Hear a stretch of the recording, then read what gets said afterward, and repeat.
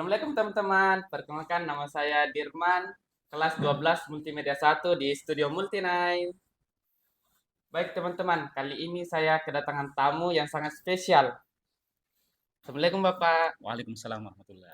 Bagaimana kabarnya Pak? Alhamdulillah baik. Bapak bisa diperkenalkan nama dan instansi Bapak saat ini?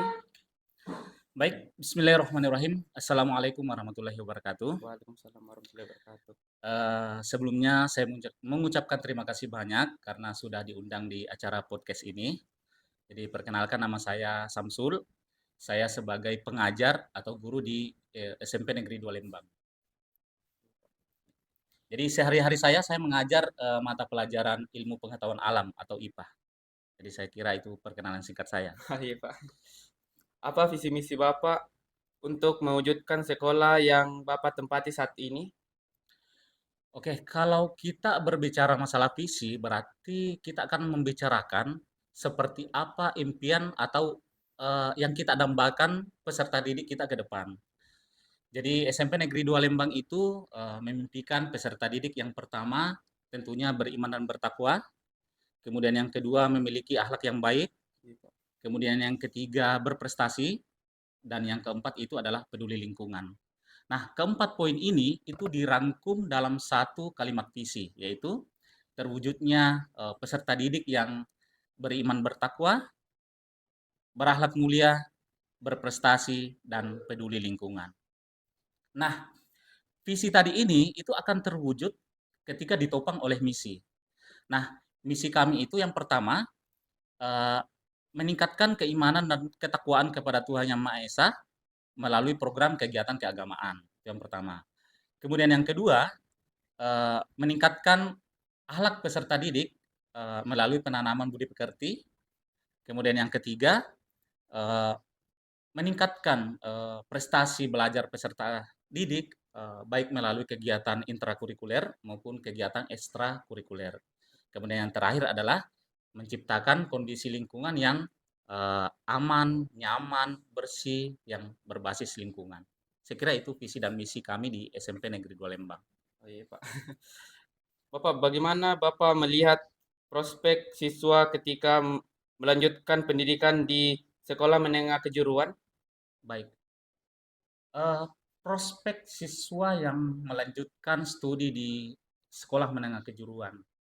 Pandangan saya seperti ini, bahwa eh, kita tidak boleh melihat lagi sebelah mata ya anak-anak yang mau melanjutkan di sekolah menengah kejuruan. Mungkin banyak yang beranggapan seperti ini. Mendingan kita lanjut di SMA aja ya Iya, daripada di SMK, kan gitu. iya, Pak. Tapi pada kenyataannya mungkin Ananda pernah membaca melalui media online ya. Ada baru-baru ini seorang alumni SMK ya yang bernama Ari ya. Ari itu lulusan SMK dari Jawa Tengah, itu berasal dari Salatiga ya. Itu tahun lalu dia membanggakan Indonesia.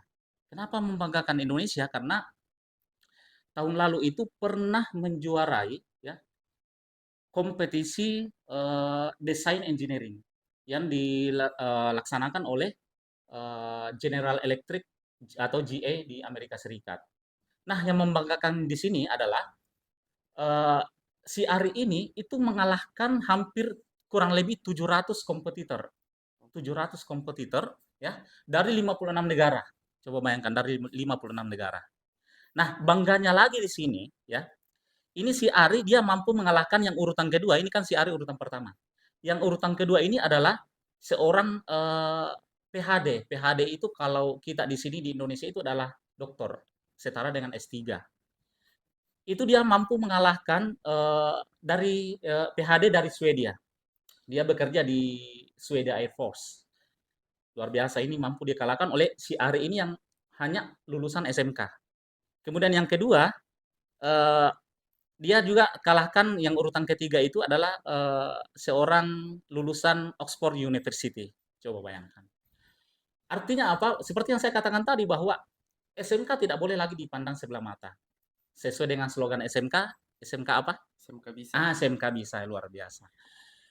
Kemudian yang kedua, poin yang kedua adalah eee, lulusan SMK itu sebenarnya bisa langsung bekerja setelah lulus SMK. Kenapa saya katakan seperti ini? Seperti yang saya katakan tadi, contoh si Ari itu mungkin tetangga-tetangganya itu mengatakan bahwa dia pelihara tuyul. Kenapa saya mengatakan dia pelihara tuyul? Kenapa? Karena di rumahnya itu dia jarang keluar. Dia jarang keluar sementara dia punya banyak uang. Di kamarnya itu yang ukurannya mungkin hanya sekitar 2 kali 2, di dalamnya itu ada 2 unit komputer. Nah, dia pakai itu untuk mengorder desain engineering yang dipesan oleh luar negeri. Coba bayangkan. Omsetnya bisa sampai ratusan juta loh per bulan. Nah, itu salah satu cerita. Cerita dan mungkin banyak lagi cerita-cerita di luaran sana yang alumni SMK itu yang luar biasa. Seperti misalnya ada seorang lulusan SMK yang bernama Aska, ya Aska itu pernah saya baca bahwa omsetnya sekarang itu dia hanya menjual minuman lemon itu, ya. Omsetnya bisa mencapai 80 sampai 100 juta dalam 1 bulan. Luar biasa ya. Iya, Pak. Nah, jadi SMK itu memang luar biasa ya. Kemudian bagaimana kalau misalnya anak SMK mau lanjut kuliah? Ini kan juga menjadi pertanyaan. Banyak di luar sana juga, masa depannya untuk kuliah kan suram katanya. Banyak orang di luar sana mengatakan seperti itu. Dan pada pada kenyataannya seperti ini. Ketika orang mau kuliah, itu kan beban yang terberat orang kuliah kan ada pada biaya ya, Iya, Pak. biayanya. Nah, saya yakin dan percaya bahwa anak SMK ketika kuliah itu bisa sambil kerja. Karena dia sudah dibekali oleh pengetahuan kejuruan. Oh iya, Pak. Nah, dia bisa sambil kerja. Beda dengan yang mungkin mohon maaf di sini yang bukan SMK ya, mungkin dia akan kesulitan, wah, apa dikerja ini? Nah, kalau SMK itu saya yakin dia bisa dengan mudah mencari uang. Nah, itu poin yang ketiga. Kemudian yang terakhir, poin yang keempat, ketika dia mau melanjutkan kuliah, saya pikir dia tidak akan terlalu repot ketika dia mengambil jurusan jurusan yang sama. Sebagai contoh misalnya, seorang siswa SMK yang mengambil jurusan tata boga, kemudian kuliahnya lagi mengambil jurusan yang sama yaitu tata boga, itu pasti dia tidak akan kewalahan ketika dia kuliah. Kenapa? Karena dia sudah dibekali di SMK itu sendiri. Seperti itu. Jadi itu pandangan saya tentang eh, anak yang ingin lanjut di SMK. Ya, langsung Luar ada biasa. dasarnya tuh, Pak. Betul. Bapak, apa pandangan Bapak tentang SMK 9? Oke. Pandangan saya tentang SMK Negeri 9 ini, saya pikir bahwa semua orang sepakat bahwa SMK Negeri 9 ini adalah salah satu SMK terbaik di Kabupaten Pindrang ya. Saya kira semua itu sepakat. Di mana saya tahu saya bahwa di sini sudah ada beberapa jurusan ya, Iya, sudah ada 5 ya, iya, di 5, Pak. antaranya multimedia, yang Multimedia. sekarang ini yang adakan podcast ya. Iya, Pak. Oke, luar biasa untuk multimedia. Kemudian ada juga perikanan, kalau nggak Perikanan, Pak. salah, perkantoran ada, Iya, Pak. kemudian akuntansi ada ya, Akuntansi. terakhir ada perhotelan. Iya, Pak. Nah, perhotelan juga sangat cocok, kenapa? Karena dekat dengan wisata Salopi ya. Iya, Pak. Kemudian perikanan juga cocok sekali karena dekat dengan pantai. Nah, oke.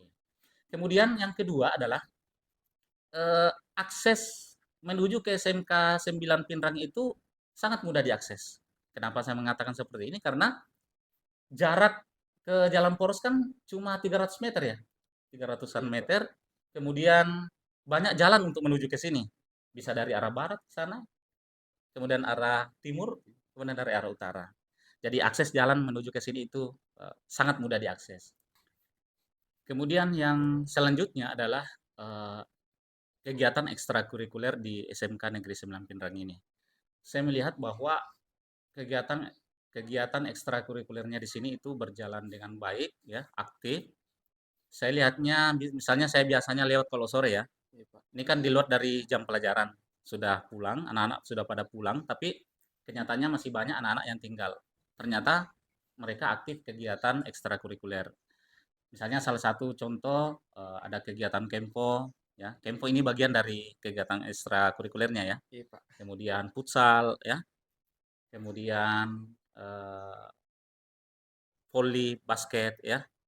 Kadang juga siswa saya ya, kadang berkolaborasi dengan siswa SMK Negeri 9 Pinrang dalam kegiatan eh, latihan bersama, kegiatan Palang Merah Remaja ya. Jadi pokoknya menurut saya SMK Negeri 9 Pinrang itu is the best lah ya bagi saya.